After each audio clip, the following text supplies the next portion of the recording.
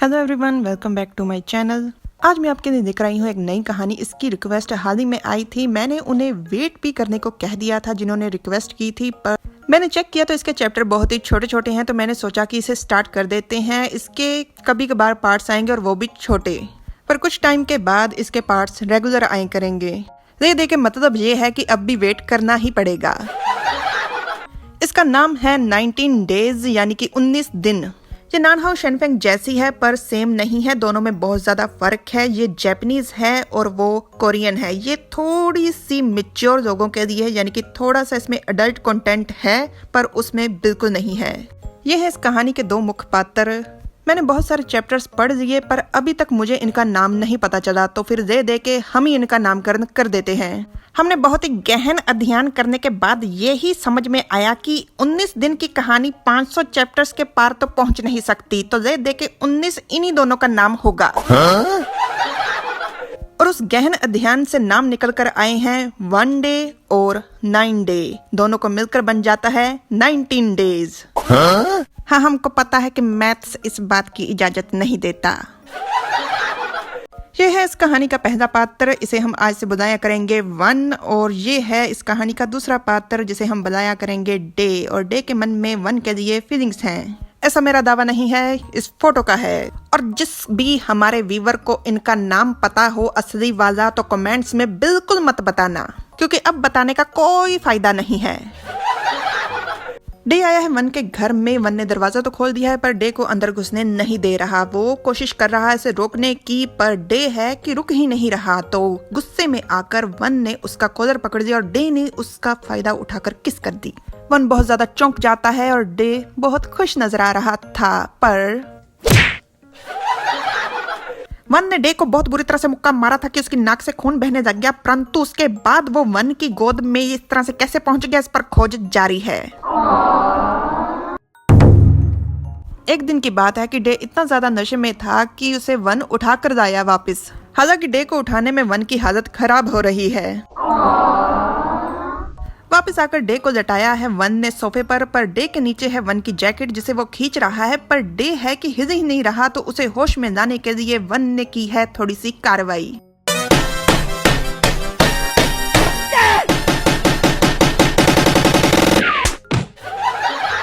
पर सबके बाद डे 1 के सीने पर सर रखकर कैसे लेटा हुआ है इस तरह से, हालांकि 1 जाग रहा है, इस पर खोज जारी है। खैर, सारा दिन में जो कुछ भी हुआ उसके बाद वो दोनों सो गए। और सुबह उठने के बाद अगर आप सबको लग रहा है कि डे आपकी तरफ देख रहा है, तो मुझे भी यही लग रहा है। और आपको डे की ये हालत का कारण जो लग रहा है, मुझे भी वही लग रहा है। और आप एक्सप्लेनर हो, हमको ऐसा बिल्कुल नहीं लग रहा। खाने पीने का पूरा इंतजाम हो रखा है और सुबह सुबह जो नहीं करना चाहिए 1 वही कर रहा था, खेल रहा था गेम। और उसके बाद जो करना चाहिए यानी कि सुबह सुबह नहाना चाहिए, 1 चला जाता है नहाने। और जो डे है वो उसकी फ्रिज की उसकी पीठ के पीछे छानबीन कर रहा है। वैसे खाने पीने का इंतजाम फ्रिज में पूरा है। एक दिन की बात है, डे आया है 1 के घर में और वो इस बार साथ में लेकर आया है बिजी। पर बिजी को देखकर भी 1 का दिल नहीं पसीजता और वो डे को अंदर बिल्कुल नहीं आने दे रहा और ना ही आने देना चाहता है। तो डे उसके सामने कर देता है बिजी और बिजी जोरदार फटका जड़ देती है 1 के मुंह पे। इसमें हंसने की क्या बात है, उस बिजी ने तो डे का मुंह भी नोच दिया। डे उस बिजी को गटर में से उठाकर लाया है, परंतु ये तो बिल्ली को बचाना हुआ ना। हाँ, बचाना है तो उसे बचाकर अपने घर लेकर जाए। 1 के घर में क्यों लेकर आया है? 1 मिनट, उसे किसी के भी घर पर ले जाने की क्या जरूरत है? उसे गली में खुला छोड़ो ना।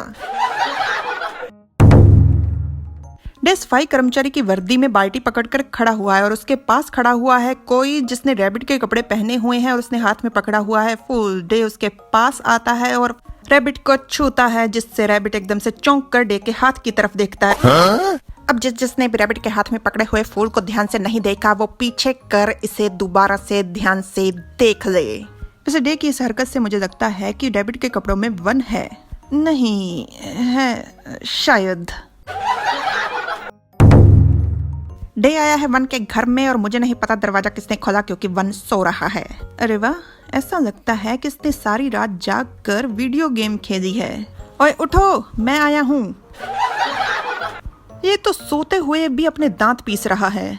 ओहो, ये ऐसे दिखेगा, मैं खुद को नहीं रोक सकता।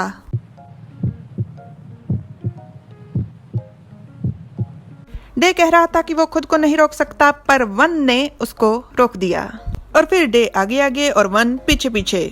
परंतु इस संकट की घड़ी में भी डे अपना बैग देना नहीं भूला। डे अंदर घुसते हुए कहता है, ओ तो तुम घर पर ही हो। और वन उसे देखकर चौंक कर मन में कहता है, ये हरामी फिर से आ गया, कुछ न कुछ बुरा पक्का होगा। ओ तो तुम खाना खा रहे हो, मैं तो तुम्हें अपने साथ ले जाने आया था। एक नई रामेन की दुकान खुली है, मैंने सुना है कि वहाँ पे बहुत अच्छा खाना मिलता है। डे वन के पास बैठ रहा था और वन उससे दूर खिसकता जा रहा था और फिर वन को लगता है बहुत बड़ा झटका, से बहुत ज्यादा गुस्सा आ रहा है क्योंकि डे जहाँ पर बैठा है वहाँ पर उसकी लिमिटेड एडिशन वाली वीडियो गेम पड़ी थी जो कि टूट चुकी है। और बैठते ही डे ने उसकी पेप्सी पीनी शुरू कर दी है जो अभी अभी वो पी रहा था और उसके फेवरेट मंगा को पकड़कर देखते हुए कहता है, ये नया वाला है, मैंने इसे पहले नहीं देखा, बिल्कुल बकवास है।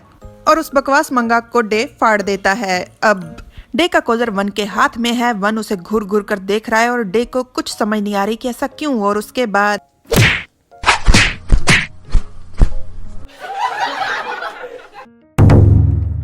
डे से वन कहता है कि इस तरह की शक्ल बनानी बंद करो, ऐसा लग रहा है जैसे तुम्हें जोर से बाथरूम जाना है। डे कहता है, तुम पहली बार मेरे साथ फिल्म देखने के लिए मान गए हो तो इसलिए मैं बहुत ज्यादा खुश हूँ, तो साथ में मैं बहुत ज्यादा एक्साइटेड भी हूँ, देखो जरा। डे इशारा कर वन को दिखाता है और वन उसकी तरफ देखता है। वन डे इस समय लिफ्ट में है और लिफ्ट के खुले बिना वन कहीं भाग भी नहीं सकता। पर डे की एक्साइटमेंट को देखकर वन की भी शक्ल बदल गई है, अब वो कुछ इस तरह का दिखता है।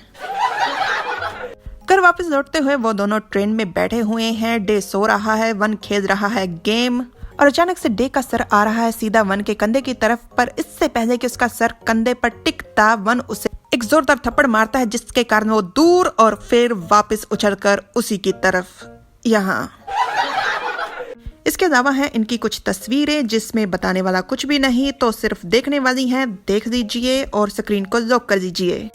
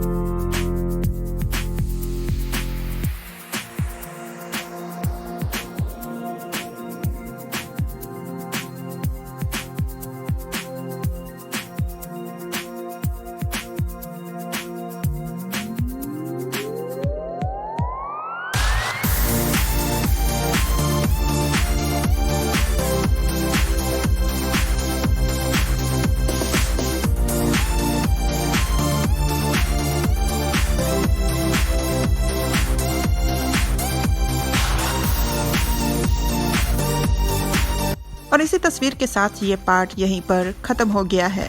वैसे स्टार्टिंग में कोई भी कहानी दिखी नहीं गई थी, सिर्फ तस्वीरें थी और उन्हें मैंने कहानी खुद से बनाया है। कमेंट्स में बताइएगा कि आपको अच्छी लगी कि नहीं। Like, share, subscribe. Thanks for watching. Bye bye.